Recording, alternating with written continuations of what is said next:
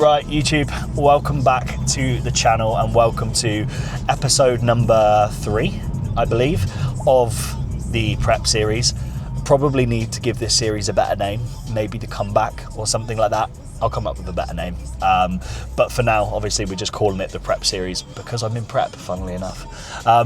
A little bit of a change of scenery this morning rather than the office. You may appreciate the change of scenery, you may not. Personally, I quite like the intros in the office. But it's just because we're on the way to the gym. We're going gym nice and early this morning because I've got a lot to do this weekend. A lot of work bits, tax return to do, photo shoot tomorrow that I've got to get prepped for in terms of figuring out what poses and stuff we're going to do for a client who actually this prep no one really knows that she's doing it in terms of no, she hasn't told me that I can't tell anyone that she's prepping, but she hasn't felt comfortable with me sharing photos and things yet, even though she looks great and the transformation's absolutely wicked. I'm not sure how much she likes to put on social media, right, basically. So yeah, I haven't shared any photos yet. Hopefully tomorrow she'll allow me to share some photos. But today, what we are doing is we are on the way to the gym for our second leg day of the week, okay? Now, I'm gonna do a full detailed breakdown of what this leg day looks like on prep, what the thought processes are with certain exercises I'm doing, so that you guys can kind of follow along and understand where we're at in the journey, especially obviously with the previous leg injuries, both the hamstring tears, and see how my sessions potentially changed. Now, this session, as I said, it is the second one of the week. The first one of the week is a little bit more quad focus, whereas this is a little bit more evenly split. One thing I really want to work on right now is definitely the hamstrings and the glutes, because I'd say the quads have come back to near on where they were before. So it's a weird one because some days I think they're just as good as they were pre-injury or potentially better. Other days I think, I'm not sure. But I guess that's just part and parcel of prep. But one thing that's definitely not the same is the hamstrings and the glutes, that's for sure. And it really is highlighted in my side shots, specifically my side chest, because that's my right leg, and my right leg was by far the worst one when I did the injuries and I did the tears.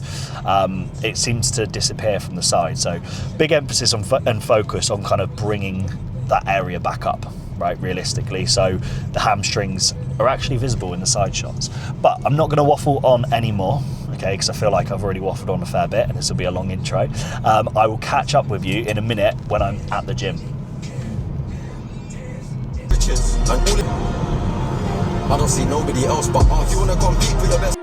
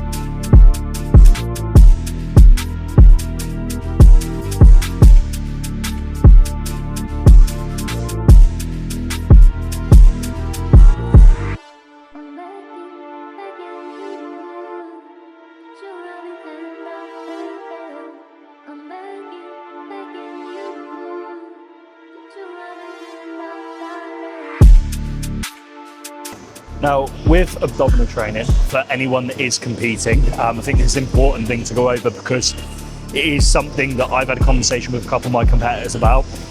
You need to be very careful with training abs, right? And do kind of what's required, not overdo it, etc. Because as a competitor, it's all about having an X-frame, a V-taper, right? Unless you're in open bodybuilding, and even so, a smaller waist still looks better. It's all about keeping that waist really tight, right? So the last thing you want to do is be constantly loading heavy loads through your abs and make your midsection look thick and chunky, right? Which is also why you don't see me do any sort of side oblique work, right? Because adding size to the sides of my body is only going to make that waist look wider. And unfortunately, I have a relatively wide waist anyway, in terms of just kind of the way that my hips are, right? So that's why I only do one set of actual, one exercise per week of actual loading of the abs. The rest is more just kind of abdominal control and body weight exercises, which aren't really, I believe, going to add too much when it comes to like muscle mass to the abs and kind of blow that midsection out.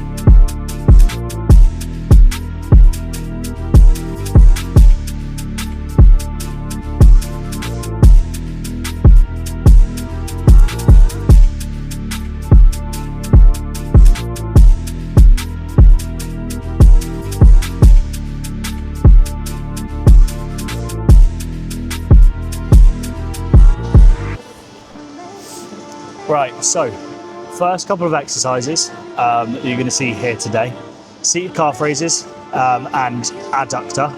Two exercises that I always do at the start of my session.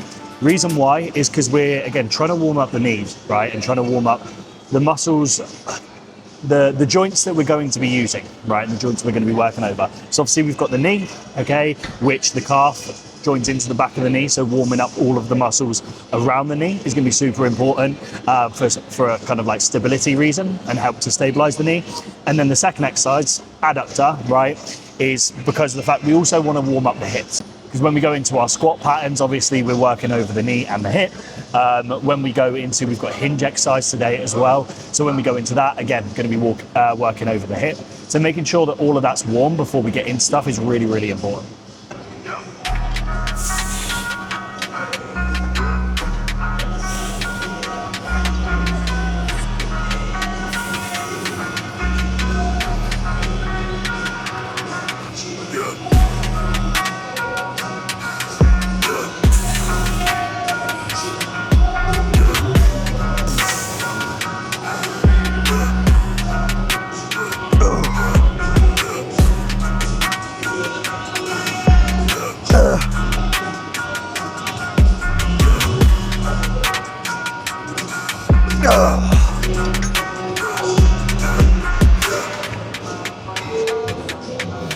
Right, so exercise number 3, we have seated hamstring curl.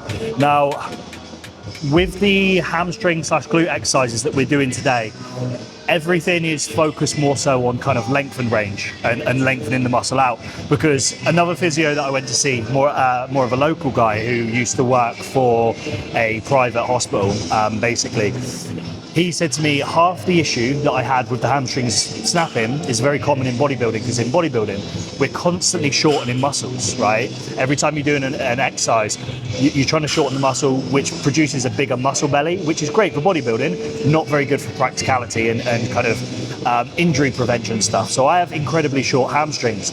So spending a lot of time working on lengthening those muscles out, which is why I don't do a lying hamstring curl anymore. I only do a seated one. I do this twice a week with emphasis, like I say, on getting into that lengthened position, which since I've started doing that and focusing more on length and range hamstring exercises, I've definitely seen a big improvement in terms of kind of how things are feeling and how my hamstrings feel in general. So how we're setting up for this, okay, is obviously get into position with the back pad where you can have your back flat against the pad. We then want our knee in line with the angle of the axis of rotation, the pivot point, okay, through here.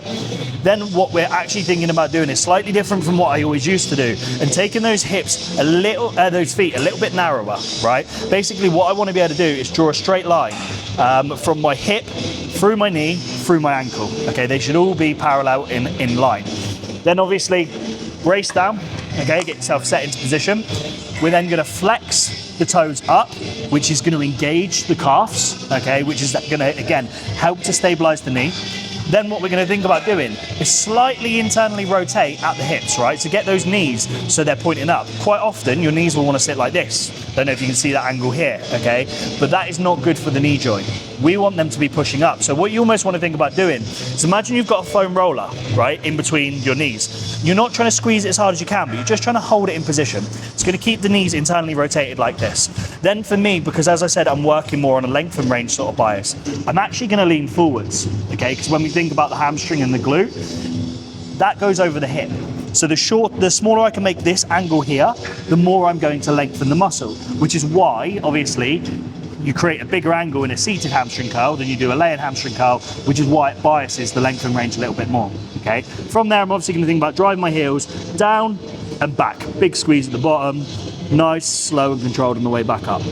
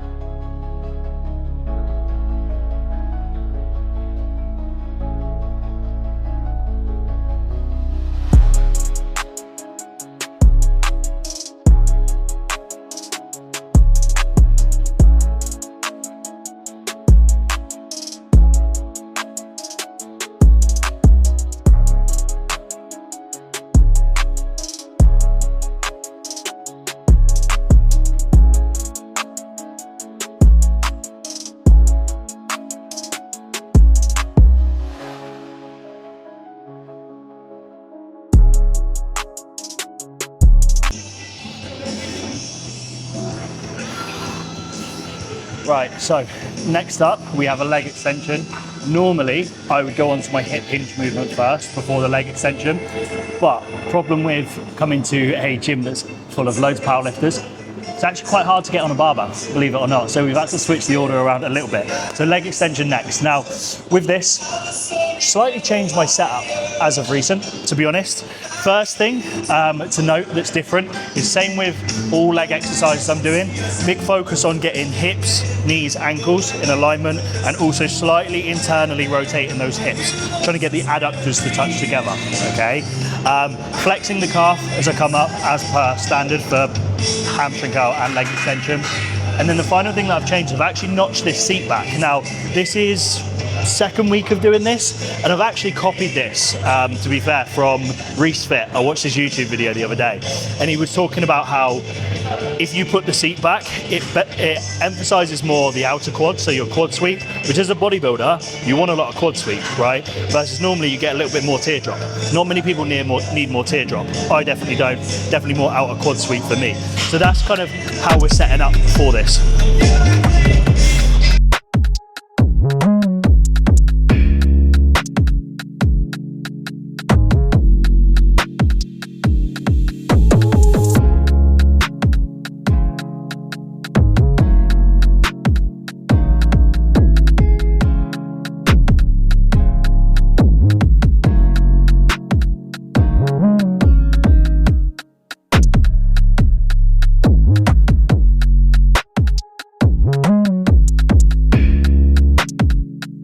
Okay, so exercise number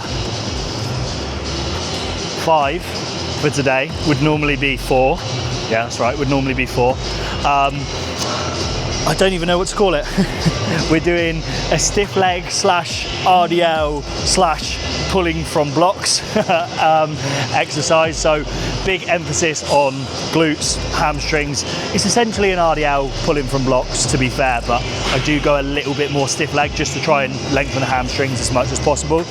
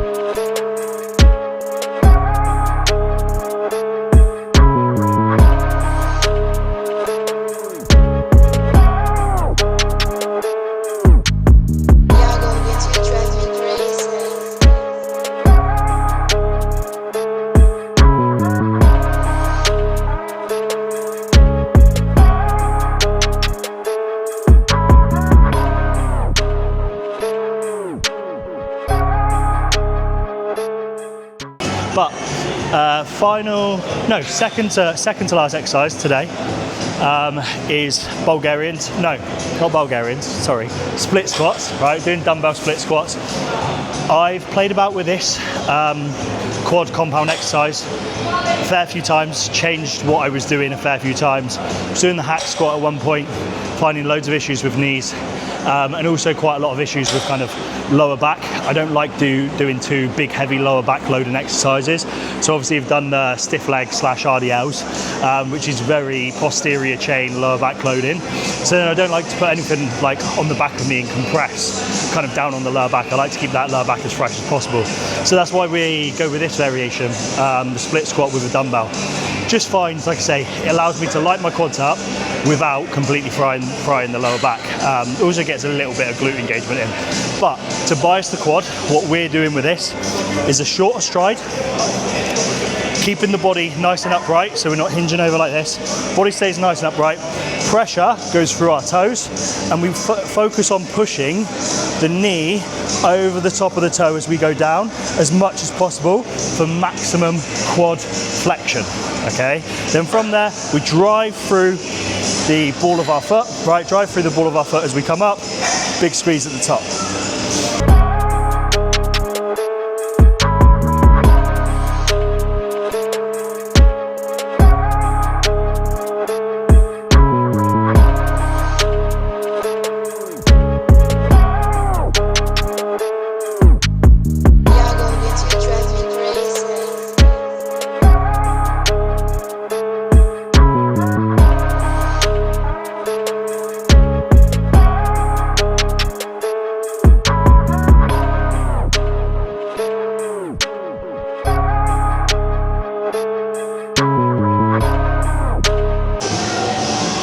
Right, last leg exercise of the day, just a single leg toe press.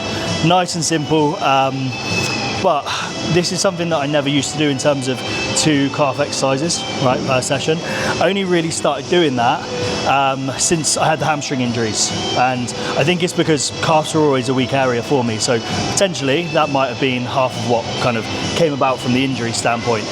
So yeah, we do 6 sets of calves on both leg days, so 12 sets in total, and it's probably what's brought my calves up a fair bit. Now, calves by no means am I claiming to have the best calves in the world, very far from it, but they have come up quite a lot in the last 16 to 20 weeks of me being back in the gym again and training in this way.